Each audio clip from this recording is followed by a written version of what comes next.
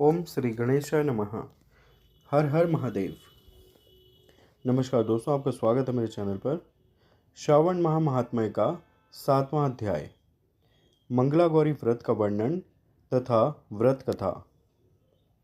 ईश्वर बोले, हे सनत कुमार, अब मैं अत्युत्तम भौम व्रत का वर्णन करूंगा, जिसके अनुष्ठान करने मात्र से वैधव्य नहीं होता है।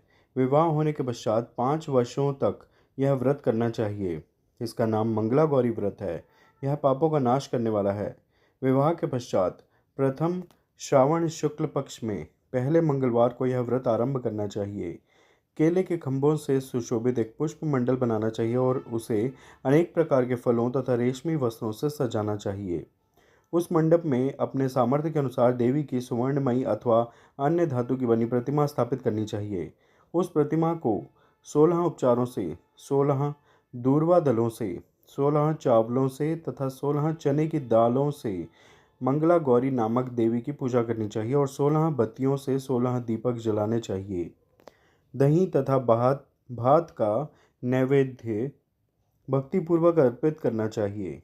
देवी के पास ही पत्थर का सील तथा लोढ़ा स्थापित करना चाहिए। 5 वर्ष तक इस प्रकार से करने के पश्चात उद्यापन करना माता को वयन प्रदान करना चाहिए, जिसकी विधि आप सुनिए। अपने सामर्थ्य अनुसार एक पल प्रमाण सुवर्ण की अथवा उसके आधे प्रमाण की अथवा उससे भी आधे प्रमाण की मंगला गौरी की प्रतिमा निर्मित करानी चाहिए। अपनी शक्ति के अनुसार स्वर्ण आदि के बने तंडुल पूरित पात्र पर वस्त्र तथा रमणीय कंचू की ओढ़नी रखकर उन दोनों के ऊपर देवी की प्रतिमा स्थापित करनी चाहिए। पास में चांदी से निर्मित सील तथा लोढ़ा रखकर माता को वाइन प्रदान करना चाहिए। इसके बाद 16 सुवासिनियों को प्रयत्नपूर्वक भोजन कराना चाहिए। हे विप्र, इस विधि से व्रत करने पर 7 जन्मों तक सौभाग्य बना रहता है और पुत्र पुत्र आदि के साथ संपदा विद्यमान रहती है। सनत कुमार बोले, सर्वप्रथम इस व्रत को किसने किया था और किसको इसका फल प्राप्त हुआ? हे शंभो, जिस तरह से मुझे इसके प्रति निष्ठा हो जाए, कृपा करके वैसे ही बताइए।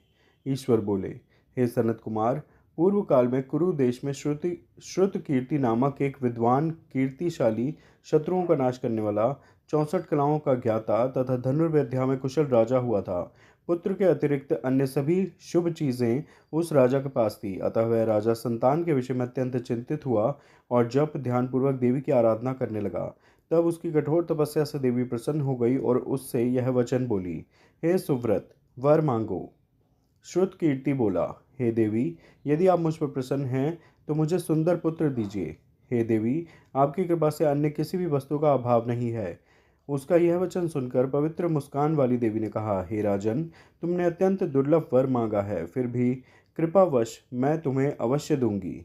किंतु हे राजेंद्र, सुनिए, यदि परम गुणी पुत्र चाहते हो तो वह केवल 16 वर्ष तक जीवित रहेगा, और यदि रूप तथा विद्या से विहीन पुत्र चाहते हो तो दीर्घजीवी होगा। देवी का यह वचन सुनकर राजा चिंतित हो उठा और पुनः अपनी पत्नी से परामर्श करके उसने गुणवान तथा सभी शुभ लक्षणों से संपन्न 16 वर्ष की आयु वाला पुत्र मांगा।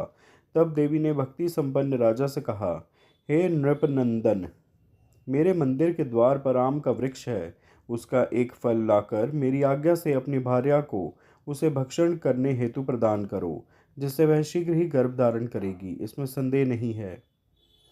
प्रसन्न होकर राजा ने वैसा ही किया और उसकी पत्नी ने गर्भ धारण कर लिया।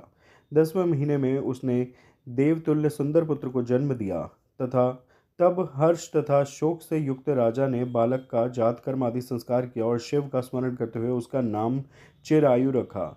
इसके बाद पुत्र के 16 वर्ष के होने पर पत्नी सहित राजा चिंता में पड़ गए और ये विचार करने लगे कि वह कि यह पुत्र बड़े कष्ट से प्राप्त हुआ है और मैं इसकी दुखद मृत्यु अपने ही सामने कैसे देख सकूंगा। ऐसा विचार करके राजा ने पुत्र को उसके मामा के साथ काशी भेज दिया। प्रस्थान के समय राजा की पत्नी ने अपने भाई से कहा कि कार्पटिक कार्पटिक का वेश धारण कर के आप मेरे पुत्र को काशी ले जाइए। मैंने भगवान मृत्युंजय से पूर्व में पुत्र के लिए प्रार्थना की थी और कहा था कि हे विश्वेश्वर, आप जगतपति की यात्रा के लिए मैं उस पुत्र को अवश्य भेजूंगी। अतः आप मेरे पुत्र को आज ही ले जाइए और सावधानीपूर्वक इसकी रक्षा कीजिएगा। अपनी बहन की यह बात सुनकर भांजे के साथ वह चल पड़ा। कई दिनों तक चलते चलते वह आनंद नामक नगर में पहुंचा। वहां सभी प्रकार की समृद्धियों से संपन्न वीरसेन नाम वाला राजा रहता था। उस राजा की एक सर्वलक्षणा संपन्न युवावस्था प्राप्त मनोहर तथा रूप लावण्यमयी मंगला गौरी नामक कन्या थी। सभी उपमानों को तुच्छ करके सौंदर्य अभिवृद्धि को प्राप्त वह कन्या किसी समय सखियों के साथ नगर के उपवन में क्रीड़ा करने के लिए गई हुई थी। उसी समय वह चिरायु तथा उसका मामा वे दोनों भी वहां पहुंच गए और उन कन्याओं को देखने की लालसा से वहीं विश्राम करने लगे। इसी बीच विनोद पूर्वक क्रीड़ा करती हुई उन कन्याओं में से किसी एक ने कुपित होकर राजकुमारी को रांडा, यह कुवचन कह दिया। तब उस अशुभ वचन को सुनकर राजकुमारी ने कहा, तुम अनुचित बात क्यों बोल रही हो? मेरे कुल में तो इस प्रकार की कोई नहीं है।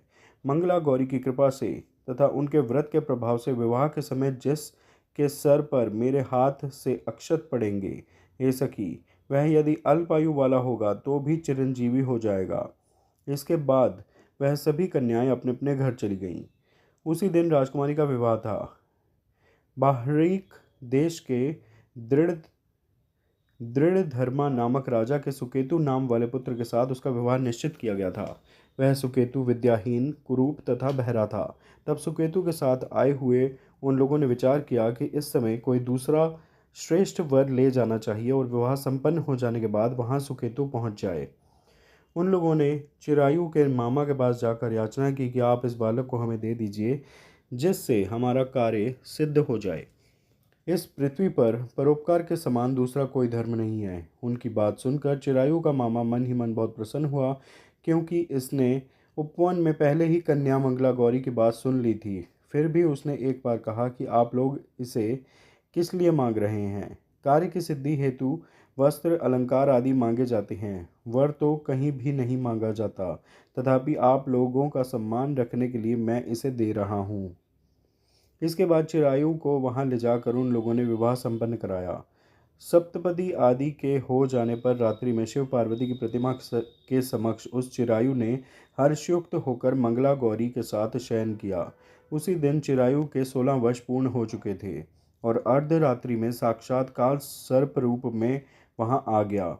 इसी बीच संयोगवश राजकुमारी जाग गई। उसने उस महासर्प को वहां देखा और वह भय से व्याकुल होकर कांपने लगी।